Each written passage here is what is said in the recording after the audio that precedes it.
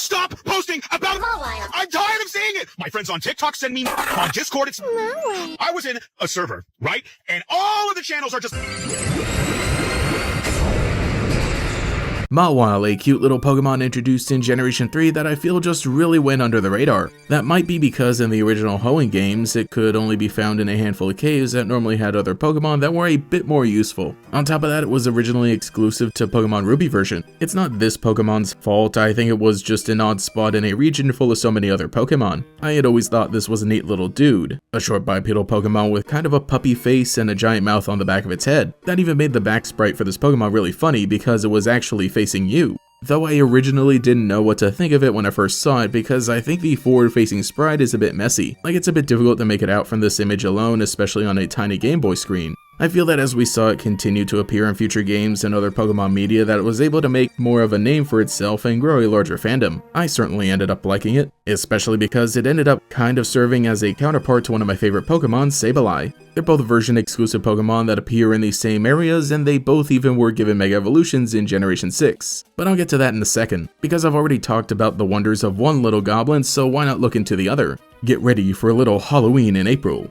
When it comes to the inspiration for this Pokemon, fans often make the connection to a yokai known as the Futakachiona. This is literally just a woman with another mouth on the back of her head. The second mouth is ravenous and has terribly sharp teeth. This can be the result of anything from shapeshifted versions of other yokai to curses placed on human women. Either way, stories of the Futakachiona use it as a means of punishing greedy men or wicked women. I can definitely see how Mawile is meant to be inspired by these legends. It does appear in the famous Midsummer Night March artwork, which features various Pokemon that were based on yokai, so it's pretty much confirmation. However, when we look at the Pokédex entries in the video games, it really becomes its own thing. Pokemon Ruby tells us that Mawile's huge jaws are actually steel horns that have been transformed. Its docile-looking face serves to lull its foe into letting down its guard. When the foe least expects it, Mawile chomps it with its gaping jaws. We see the same ideas repeated throughout the rest of the series, so it's a lot more of a deceptive Pokemon, and the fact that its main body is small and its face is cute contribute to the theme. The whole idea of contrast is used really effectively. It's one of those Pokemon that was always meant to be adorable, at least on the front, but I think that it was really only an additional media that we started to see more of that, mostly in the artwork used in the trading card game and appearances in the anime. I think that the original sprite in Generation 3 didn't really do it justice. It was really in Generation 6 that I was able to see this Pokemon for what it truly is. Also, I got a Mega Evolution, which was totally sick. Mega Mawile ups the ante by giving us 2 heads, and also it has purple pants now. Amazing design, 10 out of 10. No longer is this a Pokemon that attempts to deceive you by looking cute, it'll just straight up attack you head on and look good while doing it. Pokemon Sun and Moon give us brand new Pokédex entries for the Mega Evolutions, and here we read that it has an extremely vicious disposition. It grips prey in its 2 sets of jaws and tears them apart with raw power. Its 2 sets of jaws thrash about violently as if they each have a will of their own. One gnash from them can turn a boulder to dust. Yeah, brutal. Metal even. Basically every Mega Evolution has this kind of Pokédex entry, but oh my gosh, this insane force is exactly why I came to love it. Mega Mawile has an attack stat of 105, which might not seem too impressive, but you need to remember that it has the ability Huge Power, which doubles the attack, effectively making it 210, thus the highest attack in the game. And this is also the generation it received Fairy as a secondary typing. I swear, Steel and Fairy is just one of the best type combos. Throwing out Sucker Punches, Iron Heads, and Play Roughs was just too good, man. But even after Mega Evolution was taken away, I've still been able to appreciate this Pokemon. It was by my side the whole time in Generation 6, and I never forgot it. Though it kinda makes me want to use it more in additional playthroughs of the Hoenn games, or even really any other generation. What I do not appreciate is this thing in the current trading card game. Sure, the TCG has allowed Mawile to get some amazing art. The one featuring Lopunny and Jigglypuff is really cute, and I'm a big fan of the trainer gallery where it's alongside Bede, playing more into the fairy typing, which I'm glad we got to see him use one in the video games. But right now, this very moment, one single Mawile card is really annoying in stall and mill decks, because it can trap Pokemon in the active spot for only a single energy and then pivot to something else easily on the opponent's turn. On top of that, there's the funny effect of increasing damage taken,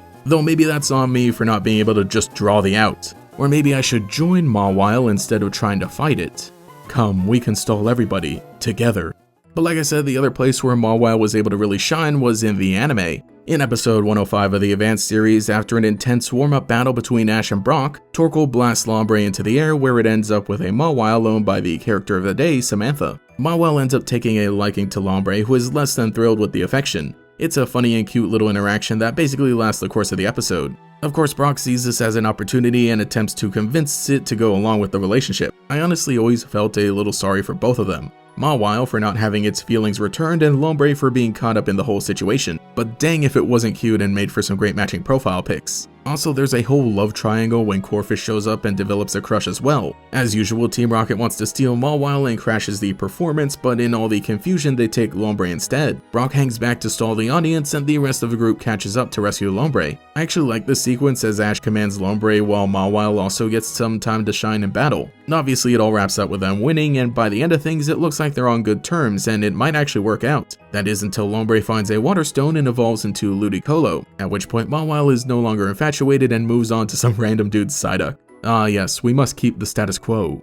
I'd always thought this was a fun little episode and I definitely liked it because it was that extra little bit that I feel Mawile needed as a Pokemon.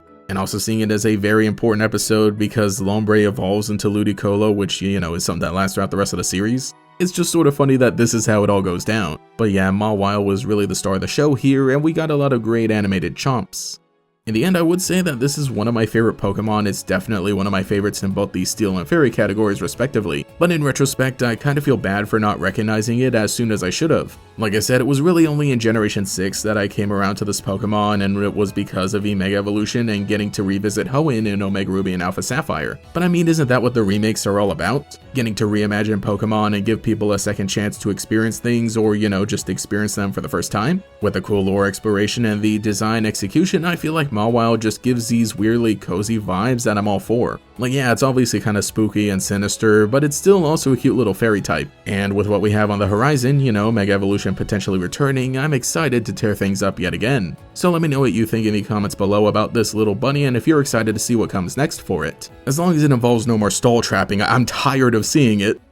Thank you to every channel member for your continued support, especially the great Gators, Justin Dowes, Mr. Saturn, Rainfrux, Cheez-It62, Switz Cheese, Michael Snyder, Lockadox, Gallantry, GatorKid509, TF, Cheeseburger Lasers, Mathiclog947, Nomad Nobi, Pastel Blood, Taijirai, Justin R, Volity, Cosmo Zero, Phantom, and Quago. If you would like to support, see your name here, get access to emotes for comments, live streams, sometimes early videos, and a members-only podcast every month, you can become a channel member today. You can also follow me on Twitter as well for more memes. Anyway, this is GatorX, and I'll catch you all later. Can you believe it? On Saturdays, Pokemon is now on for 1 full hour! Pika? Pikachu! Oh, I forgot. That includes a brand new Pokemon episode. Catch a full hour of Pokemon Advance Challenge today, beginning at 10, 9